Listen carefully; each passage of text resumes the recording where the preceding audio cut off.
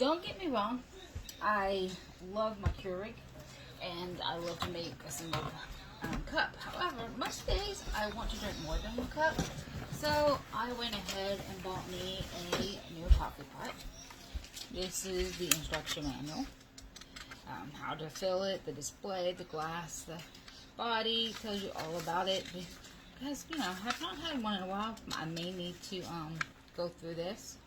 It does have a time. You can keep it warm. You can even automatically get it to turn on and off.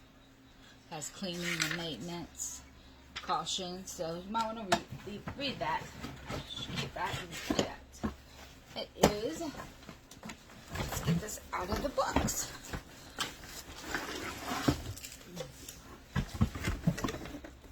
It is packaged in a nice box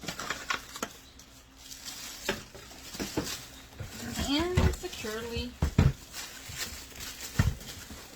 wrapped in plastic. I'm gonna use my friendly scissors and cut this plastic there.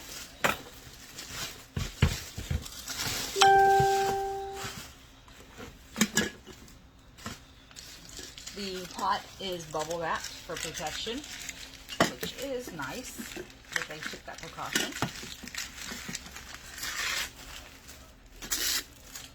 It is a 12 pot cup pot.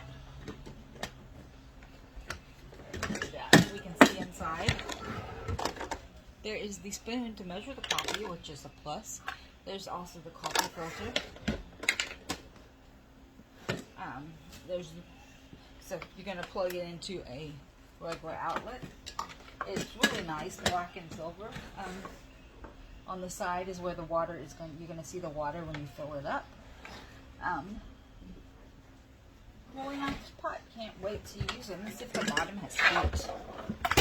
It does. It has feet, which is a good thing, so that it doesn't scratch your furniture. Can't wait to give this a try.